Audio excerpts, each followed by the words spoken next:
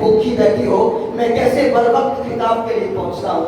میں دیکھوں میری بیٹی گھر میں بھوکی بیٹھی ہو اور میں کس طرح اپنے گلے کے سر اور راگ نکالتا ہوں. یہ دین دوستو ہم تک یوں ہی نہیں پہنچا. رب کعبہ کی قسم اٹھا کے کہتا ہوں، اس دین کی بنیادوں میں میرے رسول کا خون شامل ہے. اس دین کی بنیادوں میں میرے نبی کی بیٹی کی بھوک شامل ہے. آج نوجوان سے کہا جائے آؤ میاں دین کا کام کرتے ہیں، وہ کہتا میرے پاس وقت نہیں، میرے پاس وقت نہیں، یہ میرا پرسنل میٹر ہے، میں کام کروں نہ کروں، تم کون ہوتے ہو مجھے پوچھنے والے. صاحب یہ پرسنل میٹر تو نہیں ہے. حضور کی پیاری شہزادی تجھ تک دین پہنچانے کے لیے گھر میں بھوکی بیٹھی ہے. میرے نبی کا گھرانہ اس دین کی حفاظت کے لیے کاٹ کے رکھ دیا گیا. گلشن فاطمہ کو کاٹ کے رکھ دیا گیا، پورا گلشن فاطمہ قتل کر دیا گیا، شہید کر دیا گیا. کیوں؟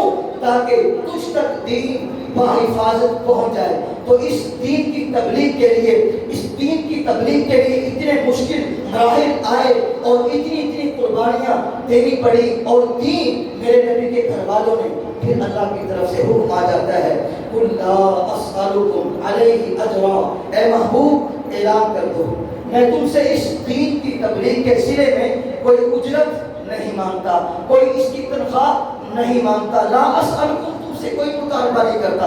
الا المودۃ فی القربى، مگر میرے قرابت داروں سے تم نے محبت کا رشتہ قائم رکھنا ہے. یہاں پر علماء نے بڑی خوبصورت بات کی ہے کہ جب پہلے کہا میں تم سے کچھ نہیں مانگتا، تو پھر قرابت داروں کا پیار کیوں مانگا؟ ہاں جی، جب پھر قرابت داروں کا پیار کیوں مانگا؟ حالانکہ یہ کوئی اتنی بڑی بات نہیں ہے، پھر بھی قرابت داروں کا پیار مانگ کے کم سے کم یہ ایک صلہ محسوس ہوتا ہے. ہاں جی، تو اہل علم نے اس کا پھر ایک جواب دیا کہ یہ بھی حضور نے اپنی ذات کے لیے نہیں مانگا، اس میں بھی بھلائی امت کی پیش نظر تھی. فرمایا کہ تم میری اہل بیت سے پیار کرو گے، اس میں فائدہ میرا نہیں ہے، فائدہ تمہارا ہے. تم ہمیشہ ہمیشہ راہ راست پہ گامزن رہو گے، کبھی تم گمراہ نہیں ہوگے. تو ہمیں تو اہل بیت کی محبت کا درس دیا گیا ہے، ہمیں تو اہل بیت کی جناب ادب کا پیغام دیا گیا ہے. جو پیغام دیا گیا ہے تو دیکھیے ذرا صحابہ کرام نے اس پہ کتنا عمل کیا ہے. سب سے پہلے بات میں کروں گا تاجدار صداقت سیدنا ابو بکر صدیق رضی اللہ تعالیٰ عنہ. یہ وہ ہستی ہیں جو انبیاء و مرسلین کے بعد تمام کائنات میں سب سے افضل ترین ہستی ہے. ذرا محبت سے بولیے اور ذرا ذوق سے بولیے. پوری کائنات میں انبیاء کے بعد سب سے افضل ترین ہستی ہیں. تو آپ کی شہزادی اور میرے نبی کی زوجہ محترمہ کون؟ ام المومنین حضرت سیدہ طیبہ زاہدہ شاکرہ عابدہ حافظہ قاریہ عالمہ فقیہہ. کون؟ اما عائشہ صدیقہ سلام اللہ تعالیٰ علیہا. ایک دن عرض کرتی ہیں، ابا جی یہ کیا بات ہے، میں نے آپ کو بارہا محفل پاک میں دیکھا ہے جب مجلس رسول سجی ہوتی ہے تو آپ ٹک ٹکی باندھ کر مولا علی کا چہرہ دیکھ رہے ہوتے ہیں. سبحان اللہ. اس کی کیا وجہ ہے، اس میں کیا حکمت ہے؟ سنیے.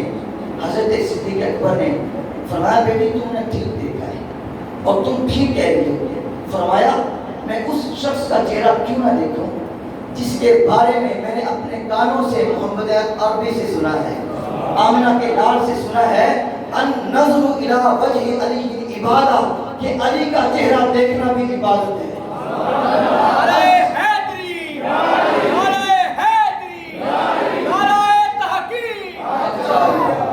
الذکر علی عبادہ، علی کا ذکر بھی عبادت ہے.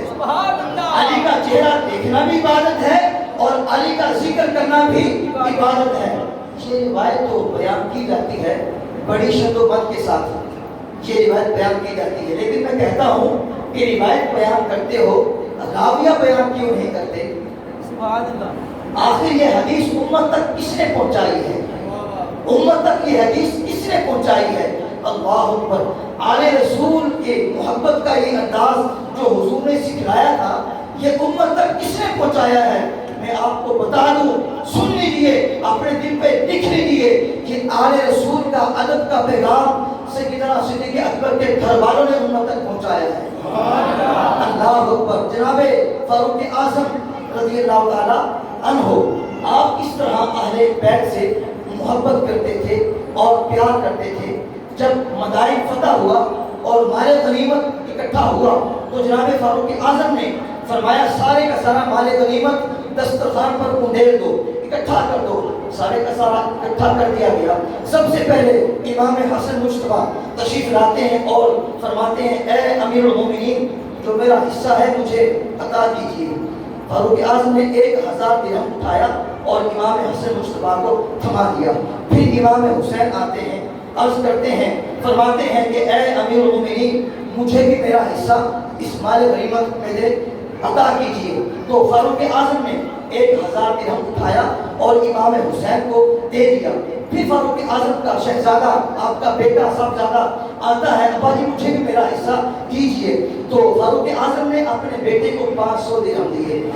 جب 500 درہم دیے تو بیٹے نے عرض کیا ابا جان، میں حضور کے دور میں جوان تھا، میں حضور کے دور میں جہاد پہ بھی جایا کرتا تھا، تو اس وقت حسنین کریمین چھوٹے چھوٹے بچے تھے، مدینے کی گلیوں میں کھیلا کرتے تھے، اگر آپ مجھے ان کے برابر بھی یہ مال غنیمت حصہ دیتے، وظیفہ دیتے، بات اور تھی، لیکن آپ نے شہزادوں کو 1000 درہم دیا ہے اور مجھے 500 درہم دیا ہے، اس کی کیا وجہ ہے؟ تو فاروق اعظم نے جو جواب دیا سنیے، اور جو صحابہ اور اہل بیت کے اندر اختلافات کی باتیں بتاتے ہیں، ان میں بڑی لڑائیاں تھی، بڑے جھگڑے تھے، وہ بھی سن لیں کہ کتنا پیار تھا، لڑائی نہیں تھی، پیار تھا۔ فاروق اعظم کا جواب سنیے، ایمان تازہ ہو جائے گا، کلیجہ ٹھنڈا ہو جائے گا۔ فاروق اعظم نے جواب دیا بیٹا، ان کے نانے جیسا نانا لاؤ۔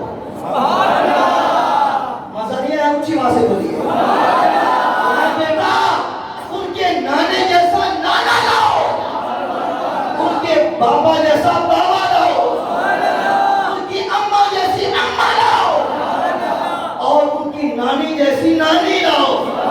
فرمایا یہ کام تم کرو، یہ جو میری شرط ہے تم پوری کرو، پھر عمر تجھے بھی 1000 درہم دے گا۔ پھر فرمایا جانتے ہو ان کا نانا کون ہے؟ امام الانبیاء۔ نانا کون ہے؟ بابا کون ہے؟ علی المرتضیٰ۔ ماں کون ہے؟ فاطمہ الزہرا۔ اور نانی کون ہے؟ خدیجہ الکبریٰ۔ اور ماموں کون ہے؟ ابراہیم و قاسم۔ اور خالہ کون ہے؟ سیدہ زینب، سیدہ رقیہ، سیدہ ام کلثوم۔ ہاں یہ رشتے تم لاؤ، عمر تجھ سے وعدہ کرتا ہے تجھے بھی 1000 درہم دے گا۔ اللہ اکبر۔ فاروق اعظم کس طرح اہل بیت سے پیار اور محبت کرتے تھے۔